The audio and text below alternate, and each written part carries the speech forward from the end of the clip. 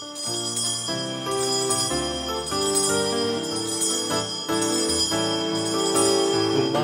tayo sa Panginoon, siya'y awitan at ating purihin. Ating sambahin ang Panginoon, ang ating kubli at lakas. Lumapit tayo sa Panginoon, siya'y awitan at ating purihin. Lumapit tayo sa Panginoon, siya'y awitan at ating purihin. Lumapit tayo sa Panginoon. Sa ngalan ng Ama at ng Anak at ng Espiritu Santo. Amen. Sumainyo ang Panginoon. At sumaiyo rin. Lumapit po tayo sa ating Panginoon. Magpasalamat tayo sa Kanya, pero humingi muna tayo ng awa niya. Tayo pong lahat. Inaamin ko sa makapangyarihang Diyos at sa inyo mga kapatid na lubha akong nagkasala sa isip, salita at sa gawa at sa aking pagkukulang. Kaya sinasamo ko sa mahal na Birheng Maria, sa lahat ng mga anghel at mga banal, at sa inyo mga kapatid, na ako'y panalangin sa Panginoong ating Diyos. Kaawaan tayo ng mapagmahal na Diyos, patawarin sa ating mga sala, at patnubayan hanggang sa buhay na walang hanggan. Amen. Panginoon, kaawaan mo kami. Panginoon, kaawaan mo kami. Kristo, kaawaan mo kami. Kristo, kaawaan mo kami. Panginoon, kaawaan mo kami. Panginoon, kaawaan mo kami. Yumuko tayo, maaaring ibulong sa Panginoon ang ating intensyon.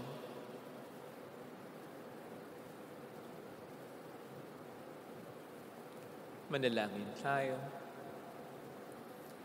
Ama naming makapangyarihan, lakas loob ka naming tinatawagan sa ngalan mo, Ama naming banal.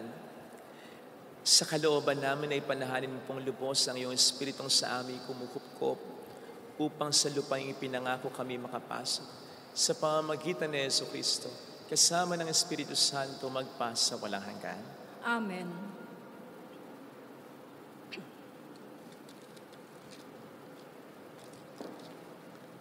Ang salita ng Diyos mula sa aklat ng Deuteronomio. Noong mga araw na iyon, si Moises ay umahon sa bundok ng Nebo, sa ituktok ng Pisga, sa gawing silangan ng Jericho. Doon ipinakita sa kanya ng Panginoon ang buong lupain, mula sa Galaad hanggang Dan, ang buong Neftali, ang lupain ng Ephraim at Manases, ang buong lupain ng Huda hanggang sa kanluran, ang Negev at ang kapatagan. Sa makatuwid ay ang kapatagan ng Jericho, ang lungsod ng mga palaspas hanggang Zoar. Sinabi sa kanya ng Panginoon, iyan ang lupain na aking ipinangako sa iyong mga ninunong sina Abraham, Isaac at Jacob. Ipinakita ko ito sa inyo, ngunit hindi mo mararating. At si Moises na lingkod ng Panginoon ay namatay sa lupain ng Moab, ayon sa salita ng Panginoon. Inilibing siya ng Panginoon sa isang lambak sa Moab, sa tapat ng Bet-peor. Ngunit tayo'y walang nakaalam ng tiyak na lugar. Siya ay 120 taon nang mamatay, ngunit hindi lumabo ang kanyang paningin, ni hindi nanghina ang kanyang pangangatawan. 30 araw siyang pinagluksa ng Israel. Si Josue ay puspos ng kaalaman at kakayahan sa pamamahala, pagkat ipinatong sa kanya ni Moises ang mga kamay nito. At sinunod siya ng mga Israelita. Ginawa nila ang lahat ng utos ng Panginoon. Sa Israel ay wala nang lumitaw na propetang tulad ni Moises na naging tapat at nakakausap ng tuwiran sa Panginoon. Wala ring nakagawa ng mga kababalaghang tulad ng ipinagagawa sa kanya ng Panginoon sa Ehipto. Sa harapan ng Faraon at ng mga lingkod nito, wala ring nakagawa ng makapangyarihan at pambihirang mga gawa tulad ng ginawa ni Moises sa harapan ng bayan ng Israel. Ang salita ng Diyos. Salamat sa Diyos. Ang Diyos ay papurihan, ang buhay ko'y kanyang bigay. Ang Diyos ay papurihan, ang buhay ko'y kanyang bigay. Sumigaw sa galak ang mga nilalang at purihin ng Diyos na may kagalakan. Wagas na pagpuri sa kanya'y ibigay. Ito ang sabihin sa Diyos na dakila. Ang mga gawa mo ay kahanga-hanga.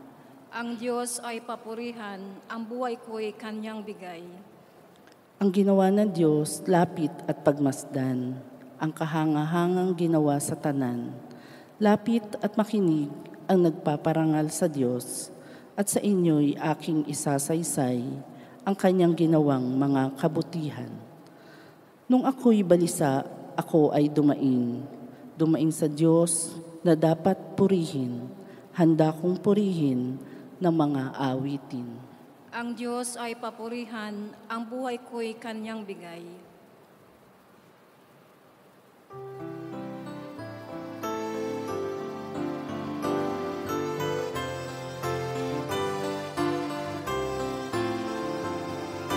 Hallelujah, hallelujah,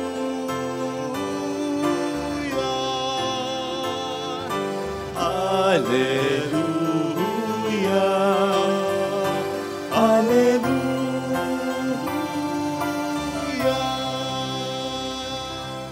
Sumayin niyo ang Panginoon. At sumaiyo rin. Ang mabuting balita po ng ating Panginoon ayon kay San Mateo.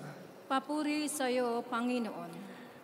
Noong panahong iyon, sinabi ni Jesus sa kaniyang mga alagad, kung magkasala sa iyo ang kapatid mo, puntahan mo siya at kausapin ang sarilinan. Kapag nakinig siya sa iyo, ang pag-asama ninyong magkapatid ay napapanauli mo sa dati at napapanumbalik mo siya sa Ama. Ngunit kung hindi siya makinig sa iyo, magsama ka pa ng isa o dalawang tao upang ang lahat ng pinag-usapan ninyo ay mapatunayan ng 2 o 3 saksi. Kung hindi siya makinig sa kanila, sabihin mo ito sa pagtitipon ng simbahan. At kung hindi pa siya makinig sa natitipong simbahan, ituring mo siyang hentil o isang publikano. Sinasabi ko sa inyo, anumang ipagbawal niyo sa lupa ay ipagbabawal sa langit, at anumang ipahintulot niyo sa lupa ay ipahintulot sa langit.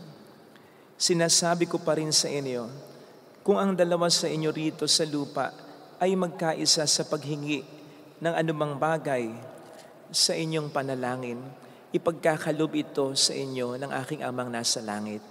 Sapagkat saan man may 2 o 3 nagkakatipon dahil sa akin, naroon akong kasama nila. Mga kapatid, ang mabuting balita po ng Panginoon. Pinupuri ka namin, Panginoong Hesu Kristo. Welcome sa Our Lady of Lasalet, Pasay Parish, kung saan ayos lang umiyak. At samahan tayo ng mahal na ina sa pag-iyak at sa pagdarasal upang maging maayos ang lahat. Isa po sa pangunahing gampanin natin bilang mga Kristiyano ay ang itama ang nagkakasala, nagkakamali nating kapwa. Sapagkat ganito si Kristo, itinama niya, lalong-lalo na yung mga may mga seryoso at malaking pagkakasala. Hindi naman po kasi pwede, lalo na bilang mga Kristiyano, ang magsawalang kibo tayo kapag may nakikita tayong mali na ginagawa ng ating kapwa. Lalo pat ang maling ito ay nakaka-epekto na, nakakasira na, nakakahawa na, nakakapanakit na ng iba. Tama po, ang simbahan ay para sa mga makasalanan. Pero hindi dapat maging komportable na lamang ang isang makasalanan sa loob ng simbahan na patuloy na mamuhay at lumala pa nga sa kanyang pagiging makasalanan. Ay, di po tama yan. Pare-pareho tayong pupulutin sa kangkungan pag ganyan. Si Kristo napakabait. Kaya nga, komportable sa kanya kahit ang mga matitinding mga makasalanan tulad ng mga publikano. Pero may naging epekto ito, pagbabago. Limbawa si Mateo, si Zaccheo. Hindi sila naging komportable kay Jesus in a way na nagpatuloy na lamang sila sa kanilang pagkakasala. No, nagbago sila. At yun ang dapat na maging epekto sa atin ng simbahan. Pagbabago sa ating pamumuhay, hindi yung patuloy sa pagiging asaway. Kung ang isang makasalanan sa loob ng simbahan ay hindi nababago kahit paunti-unti lang, kundi mas lumalala pa kaysa dati nang mabilisan, ako may mali sa simbahan. Hindi kay Kristo na nagtatag nito, kundi sa atin ng mga miyembro. Na sa ating mga miyembro na sa halip na mag-akayan tayo sa kabutihan ay nag-aakayan pa tayo sa kasamaan. Nasa sa atin ding mga miyembro na hindi finufulfill ang pangunahin nating gampanin na itama ang kapwa natin. Dahil sa maling katuwiran marahil na pare-pareho naman tayong mga makasalanan. Kaya okay lang kahit nagpapa 5-6 bagamat pas ka yan. Okay lang na nakikiapid bagamat lektor yan. Okay lang na may bisyo kahit na lay minister pa yan. Okay lang na numero 1 chismoso, chismosa, naninira ng kapwa, nanloloko ng kapwa, nangagapyado sa negosyo, sa trabaho, etc. Dahil sa maling katwiran na tayo pare-pareho lang tinamaan. Oo nga't pare-pareho tayo mga makasalanan, pero hindi dahilan yan upang hindi tayo magtama ng ating kapwa. Sapagkat kung magiging dahilan yan ng hindi natin pagtatama ng ating kapwa, walang magtatama. Para saan pa sinasabi ng Panginoon sa atin? Tama natin ang kapwa natin. Kayong alam naman din yan na pare-pareho lang nating tayong mga makasalanan. It's our duty. Lalo pa kung hindi iba sa atin yung tao. Kung ito'y anak mo, kung ito'y kaibigan mo, kung ito'y magulang mo, kung ito'y asawa mo. It's our duty to correct him or her. Pero sa tamang paraan, sa tamang panahon, sa tamang sitwasyon. Hindi porke mali siya at tama tayo, karaka-raka na lang natin siyang itatama, na mapapahiya siya, na masasaktan siya, na mas madidiin siya sa kasalanan niya. May tamang paraan at ito yung narinig natin sa ating ebanghelyo. Dahan-dahan, at dapat mas maramdaman niya yung malasakit natin, yung concern natin, na siya'y pinapahalagahan natin, at hindi basta sinisiroin lang sa kasalanan niya na nakita at napapansin natin. But of course, hindi pa rin ito garansya na tayo magbabagong talaga. But at least, nagawa natin yung kampanin natin. Hindi natin siya basta hinayaan sa kasalanan. Alam niyo po ba ang Rolex na alam naman natin pare-pareho na isa sa mga pinagpipitagan ng brand ng relo ngayon? At one point, na-down din ito. Lalong-lalo na nung maglabasan ng mga cheaper watches, galing Japan, galing China. Pero alam po ba ninyo, ang naging sekreto nito, kung bakit hindi lang sila nakaahon, namayagpag pa sila, lalo, hanggang sa ngayon.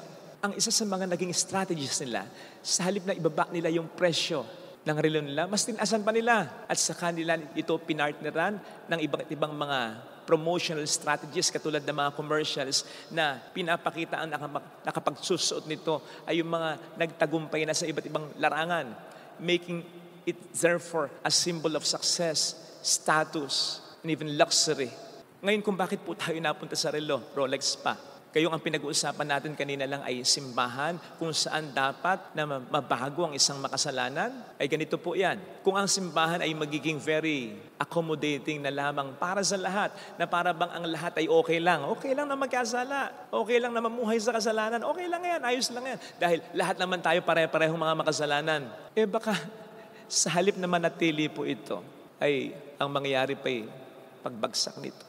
Pero on the contrary, kung pananatilihin po natin yung mataas na standard natin bilang Kristiyano na dapat mabuting tao o at least nagpapakabuting tao, na yun naman din ang gusto ni Kristo, mas tatatag ito palagay ko at mas dadami pa nga ang miyembro.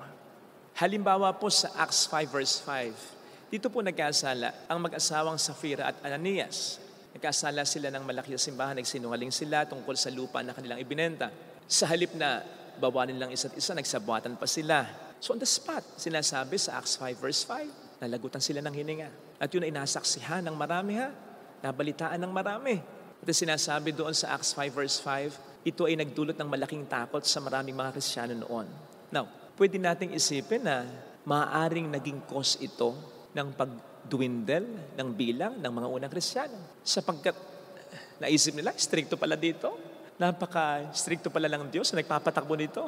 Pero sa halip na kumonte, dumami pa Basahin nyo sa Acts 5 verse 14. Mas dumami pa ang mga babae at mga lalaking sumasampalataya sa Panginoon. Mga kapatid, sa tingin niyo po ba, magiging matatag ang simbahang ito? Bukod, siyempre, dahil kay Kristo. Magiging matatag lalo kaya ang simbahang ito sa pamamagitan natin ng kanyang mga miyembro? At dadami nga kaya ang miyembro pa nito? Kung tayo magiging mga makasalan o mananatiling mga makamundo? Hindi nga ba't ang sabi ng Panginoon na tayong mga taga-sunod niya dapat ay nasa mundo pero hindi dapat makamundo? E papaano pang pupunta ang mundo, ang mga makamundo, ang mga makasalanan sa simbahan kung ang mararamdaman nila, ganun lang din pala, mas malala pa sa simbahan. Diba? Pero kung pananatilihin natin ang standard ni Kristo para sa simbahang ito, katulad ng standard niya dati pa nang magsimula ito, dadami at dadami ang ating mga miyembro. At mas magiging matatag pa ang simbahang ito. Ilang beses na po nating naririnig yung sinasabi ng iba, bakit ako magsisimba? Bakit ako magmimiyembro ng simbahan? Mga makasalanan din naman yan. Mas matindi yung sinasabing, mga mas makasalanan pa kaya sa akin. Humayos po tayo sapagkat malaki ang inaasahan para sa atin ng ating Panginoon Jesucristo. Huwag po nating ibaba ang standard ng ating pagiging Kristiyano. Mas lalong huwag po nating ibaba ang standard ng simbahang itinatag ni Kristo. Magsikap tayo sa tulong ng Panginoon ng pakabuting tao upang mas magkabayan natin ang ating kapwa-tao. Para po sa atin ito pare-pareho. Sapagkat sabi ko nga, wala pong mangyayari kung panatilihin nating pare-pareho tayong mga makasalanan. Para saan pat sinasabi natin ang simbahan ay ospital ng mga makasalanan kung hindi naman tayo magpapagaling? And worse, kung mas nanaisin pa natin na imbis na gumaling, yung magkahawahan pa tayo sa mga kasalanan o sakit ng kaluluwa natin. Wag po sana. Ito po sana ang hilingin nating biyaya sa banal na misa. Ipagdasal niyo po kaming mga pari ninyo kung paanong pinagdarasal din namin kayo. Ipagdasal po natin ang isa't isa. Amen. Ilagay natin ang ating kanang kamay sa tapat ng ating puso.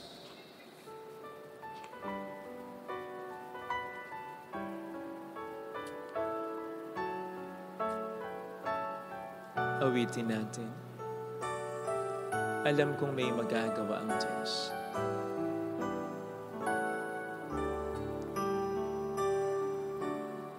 Alam kong may magagawa, makapangyarihan siya. Alam kong may magagawa ang Diyos. Walang imposible sa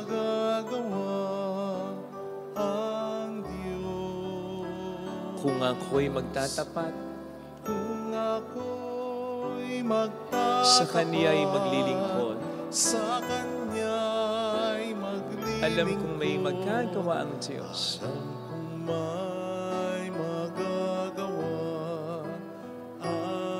Alam kong di rin kinang Diyos ang samos, sapagkat mahal niya. Alam kong di rin kinang Diyos ang samo ko, sapagkat alam niya ang pinagdaraan. Kung ako'y magtatapat, sa Kanya'y maglilingkod. Alam kong di rin kinang Diyos ang samo. Kumikit tayo. Panginoon, patawarin mo kami na iyong simbahan. At kami patuloy mo sanang gabayan, pagtsagaan.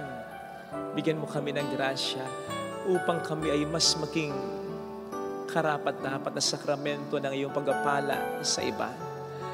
Tulungan mo rin po ang aming munting simbahan, ang aming mga sariling pamilya upang kami magkaakayan sa kabutihan at hindi sa kasamaan, sa kaligayahan, sa pag-asa, sa pananampalataya at hindi sa kawalan ng pag-asa, hindi sa pag-give up, hindi sa pagtigil ng magmahal, hindi sa pagtigil ng pangarap, hindi sa pagtigil ng umasa na may mangyayari pang maganda. Magkahatakan nawa kami pataas, hindi pababa.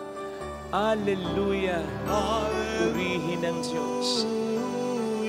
Hallelujah! Pasalamatan siya. Siya ay muling babalik sa atin. Hindi niya tayo iiwan. Hindi niya tayo pababayaan. Paniwalaan natin. Hallelujah! Purihin ang Diyos. Hallelujah! Sa takdang panahon, babalik ang Panginoon upang tayo ay tapat siya sa kaniyang mga pangako sa atin. Sabihin mo sa sarili mo, mayroong magandang mangyayari sa iyo. Higit pa sa inaasahan mo sapagkat mahal ka ng Diyos. Pakatandaan. Pero huwag kang maging dahilan ng pagkakasala panglalo ng kapwa mo. Huwag kang maging dahilan ng pagkawalang pag-asa palalo ng kapwa mo. Mayroong magandang mangyayari sa iyo. Itayo mo ang bandera ng isang Kristiyano, ng isang pagiging anak ng Diyos. Huwag ikaw ang maging dahilan, kundi ikaw ang siyang maging dahilan ng tao para makalampas sa kasalanan at sa problemang naranasan. Huwag nawang ikaw ang maging dahilan ng kanilang pagiging mas makasalanan. Papuri sa Ama at sa Anak sa Espiritu Santo. Kapara ng sa unang-una, ngayon at magpakailanman, magpasawalang hanggan. Amen. Mag-aalay po.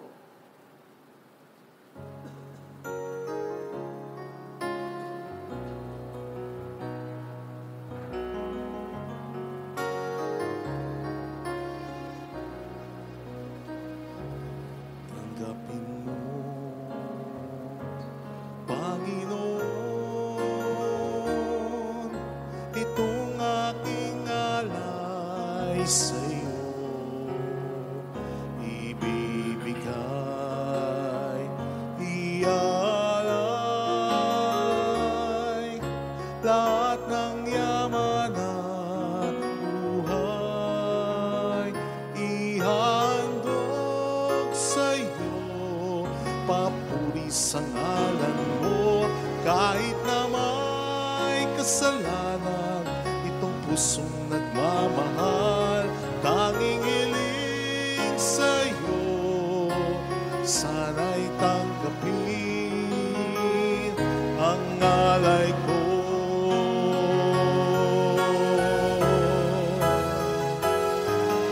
Ako ay tumatawag sa'yo. Sana'y tanggapin, sana'y tanggapin, sana'y tanggapin ang alay ko.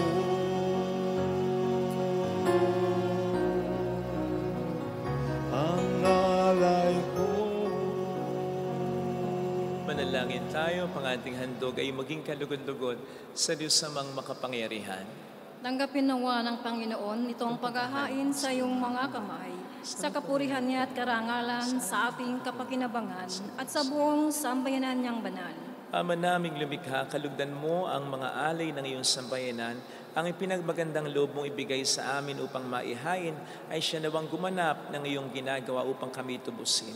Sa pamamagitan ni Jesucristo, kasama ang Espiritu Santo, magpasa walang hanggan.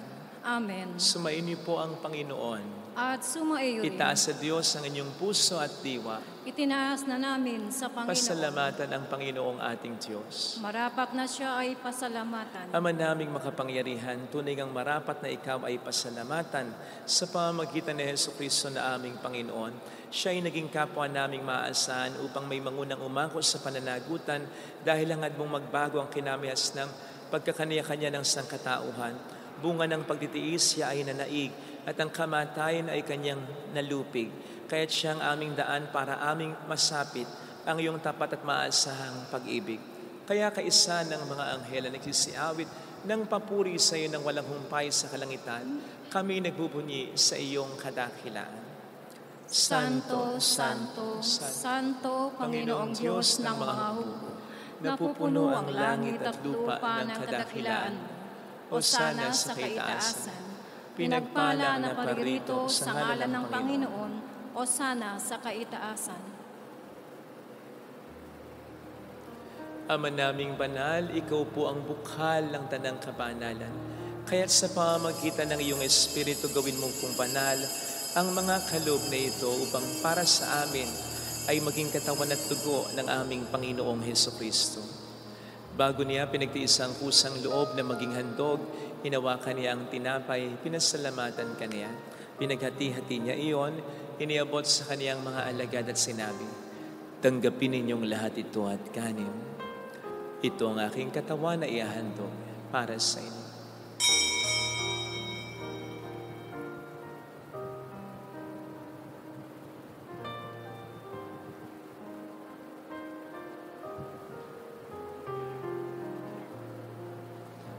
Gayun din naman nang matapos ang hapunan, hinawakan niya ang kalis, muli kaniyang pinasalamatan.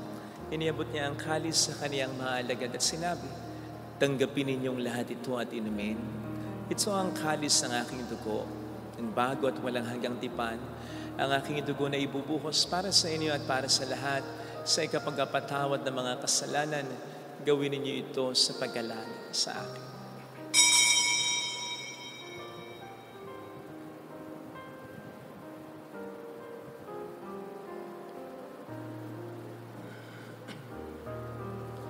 Ipagbunyiin natin ang misteryo ng ating pananampalataya.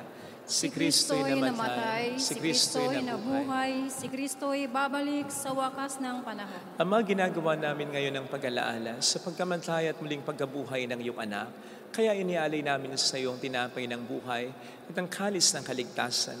Kami nagpapasalamat dahil kami iyong minarapat at tumayo sa harap mo para maglingkod sa iyo.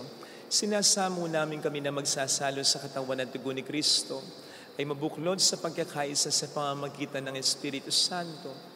Ama, lingapin mo ang iyong simbahang laganap sa buong daigdig. Puspusin mo kami sa pag-ibig. Kaisa ni Leon na aming Papa, ni Janice na aming Obispo at ang Tanang Kaparian. Alalahanin mo mga kapatid naming nahimlay nang may pag-asang sila'y muling mabubuhay, lalo na po ang aming mga ipagdarasal. Saglit tayong yumuko at ipagdasal ang ating mga minamahal na yumao. Kaawaan mo sila at patuloyin sa iyong kaliwanagan. Kaawaan mo at paging tapatin kaming lahat na makasalo sa iyong buhay na walang wakas. Kaisa ang mahal na birhen ng Lasalet, ang ina ng Diyos. Isanusay ang kabiyak ng kanyang puso. Lahat ng mga banal na namuhay dito sa daigdig ng kalugod-lugod sa iyo. May pagdiwang nawa namin ang pagpupuri sa ikararangal mo sa pamamagitan ng iyong anak, aming Panginoong Hesukristo. Sa pamamagitan ni Kristo, kasama niya at sa Kanya, ang lahat ng parangal papuri ay sa iyo, Diyos amang makapangyarihan, kasamang Espiritu Santo, magpasawalang hanggan.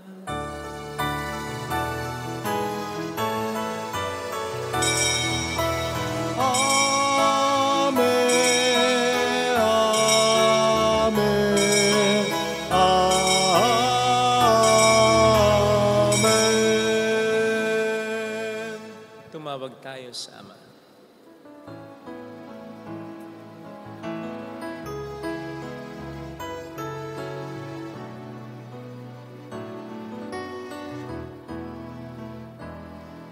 Ama namin, sumasalangit ka, sambahin ang ngalan mo, mapasa amin ang kaharian mo, sundin ang loob mo dito sa lupa para nang sa langit. Bigyan mo kami ngayon ng aming kakanin sa araw-araw, at patawarin mo kami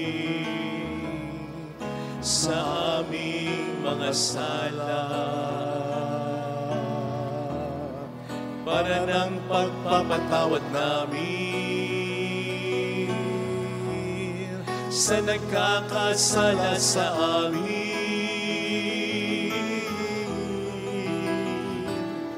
At huwag mo kami ipahintulot sa tukso, ihadya mo kami sa lahat ng masama.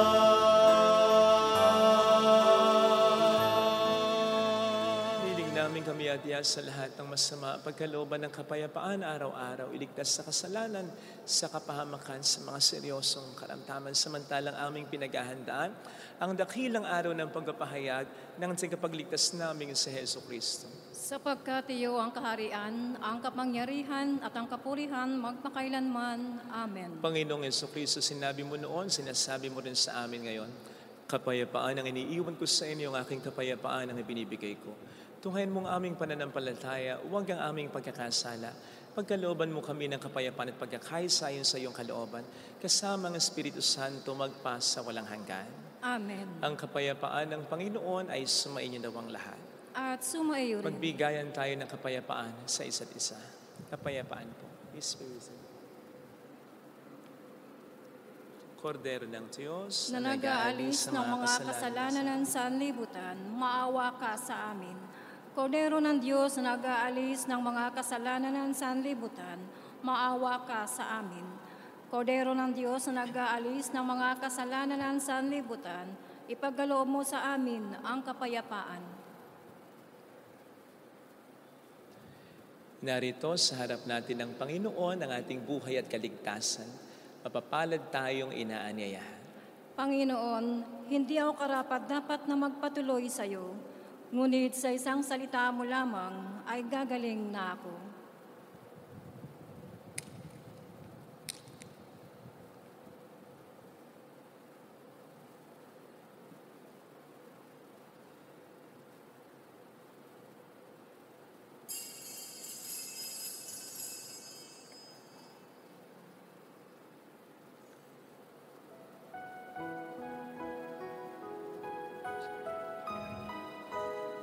Panalangin para sa espiritual na pakikinabang. Panginoong Hesus, ako ay naniniwala na ikaw ay nasa kabanal-banalang sakramento. Iniibig kita ng higit sa lahat at ninanasa kong tanggapin ka sa aking kaluluwa. Sapagkat sa mga sandaling ito, hindi kita matatanggap sa sakramento. Tumuloy ka sa espiritu sa aking puso. Niyayakap kita na parabang naririto ka na. Inaalay ko ng buong buo ang aking sarili sa iyo. Huwag mong hayaang mawalay ako sa iyo. Amen. Sa iyong pag-ibig, pag-asa ay nakamtan. Bagong liwanag ang nasilayan. Kami tatahak sa iyong patnubay. Sama-sama kaming babangon, sama-sama maglalakbay, sama-sama kaming aahon tungo kay Kristo at sa buhay na walang hanggan. Sama-sama kaming babangon, sama-sama maglalakbay, sama-sama kaming aahon tungo kay Kristo at sa buhay na walang hanggan. Sama-sama.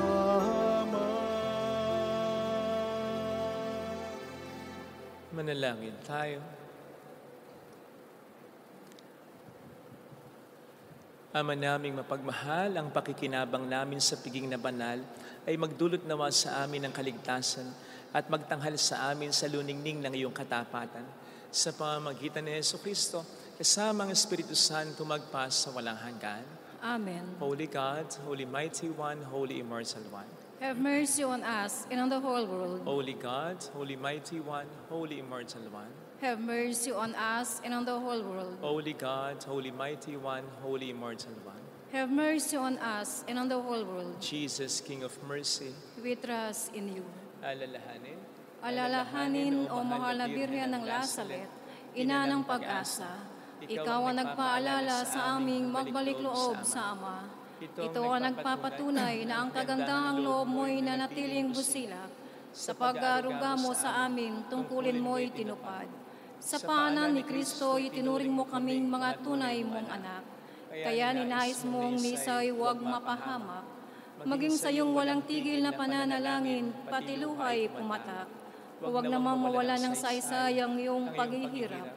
Hiling nawa namin sa iyo, o aming inang liyag, na matapos ang pakikibaka namin sa mundong ito, at sa pananatili naming tapat kay Kristo, sa kapurihan mo'y makibahagi kaming ganap, upang kung nasan ka ngayon, ay maparoon din kaming lahat.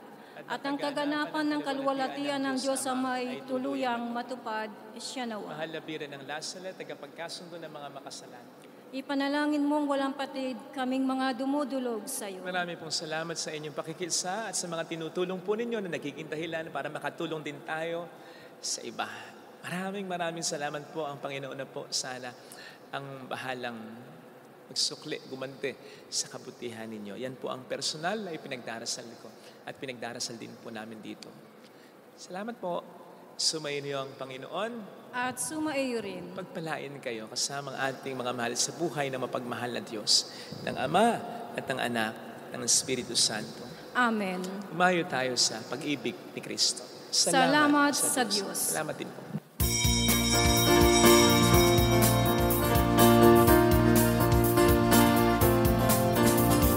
Mary, Mother of the Lord, hear the prayer we sing to you. Let your tears sip in our minds and hearts, as once they fell at Lazaret. Tell your people how to live again. Tell your people how to sing again. Tell your people how to dance again. Tell your people how to pray again. Mary, Mother of the Lord, here's a prayer we sing to you. Let your tears sip in our minds and hearts, as once they fell at Lazaret.